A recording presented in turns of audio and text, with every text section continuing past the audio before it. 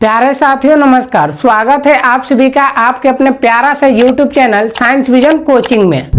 मैं आशा करता हूं आप सभी कोई बहुत अच्छे होंगे। सो प्लीज हंसते रहिए, मुस्कुराते रहिए, स्वस्थ रहिए और खूब मन लगाकर पढ़ाई करते रहिए। सो दोस्तों, आज की इस वीडियो में हम पढ़ने वाले हैं बहुपद पॉलिनोमियल्स, जो कि क्लास 10th का NCERT बुक है। प्रश्नावली 2.2 का क्वेश्चन नंबर 1 को आज हम लोग हल करेंगे। तो चलिए बिना टाइम वेस्ट किए वीडियो करते हैं स्टार्ट। यहाँ पे हम लिखे हैं बहुपद पॉलिनोमियल्स, क्लास 10th का NCERT बुक प्रश्नावली 2.2 का क्वेश्चन नंबर 1 है। तो सब फर्स्ट ऑफ ऑल हम लोग क्वेश्चन को पढ़ लेते हैं।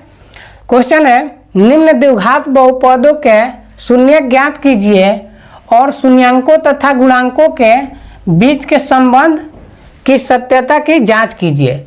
इसमें क्वेश्चन कह रहा है द्विघात बहुपदों के शून्य ज्ञात करना है। शून्य ज्ञात करने के बाद शून्यांकों तथा गुणांकों के बीच का जो संबंध है, जो रिलेशन है, उसी का सत्यता की जांच करनी है।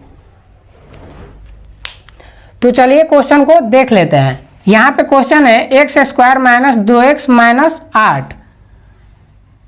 तो सबसे पहले हम जान लेते हैं शून्यक निकालने के लिए क्या करना होता है। शून्यक निकालने के लिए ये जो आपका बहुपद दिया है x² - 2x - 8, इसी को जब हम शून्य के बराबर कर देते हैं तो हमारा शून्यक निकल जाता है। तो चलिए सोल्व करते हैं। सोल्व में लिखेंगे पॉलिनोमियल ऑफ x।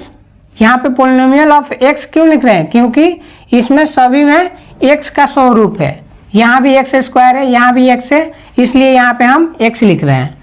तो लिखेंगे x² - 2x - 8 = 0।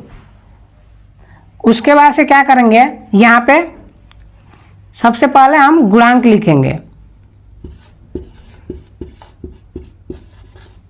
गुणांक बराबर हो जाएगा, देखिए यहाँ पे x² का गुणांक कुछ नहीं है, तो यहाँ पे 1 छुपा रहता है, यानी a बराबर 1 हो जाएगा। और b बराबर x का गुणांक क्या है? -2 है, तो यहाँ पे -2 लिख लेंगे। और c बराबर यहाँ पे -8 हो जाएगा। अब लिखेंगे शून्यांकों के लिए, क्योंकि हमें शून्यांक निकालना है। शून्यांकों के लिए, शून्यांकों के लिए हो जाएगा आपका जो हमारा बहुपद है इसको शून्य के बराबर कर देंगे, यानी पॉलिनोमियल ऑफ x बराबर 0। पॉलिनोमियल का मान कितना है? यहाँ पे इतना है, x² - 2x - 8 बराबर 0। अब इसको गुणनखंड विधि से शून्यांक निकालेंगे। तो गुणनखंड करने का विधि होता है,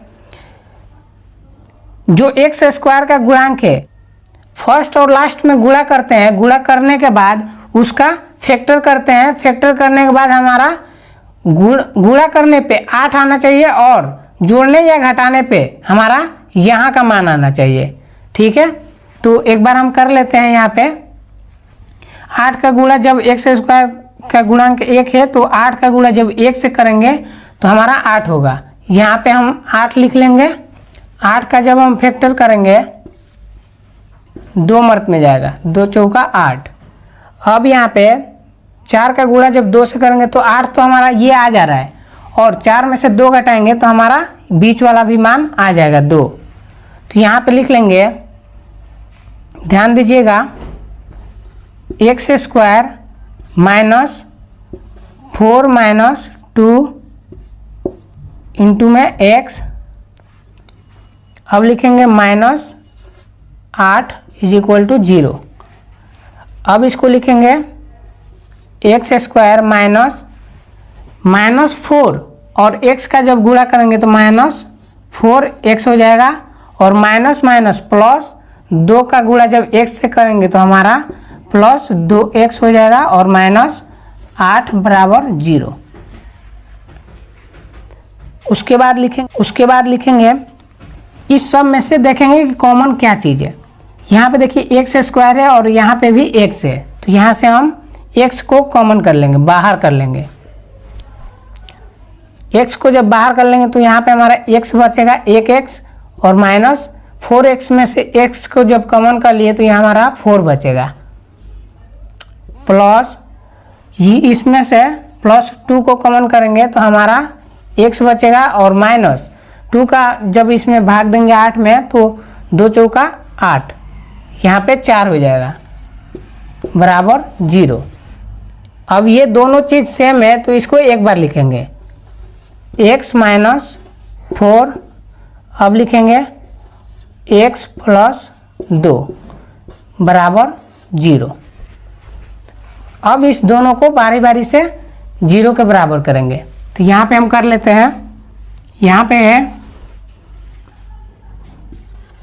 x माइनस 4 बराबर 0 और एक है x प्लस 2 बराबर 0। एक हमारा इसलिए x का मान निकल गया 4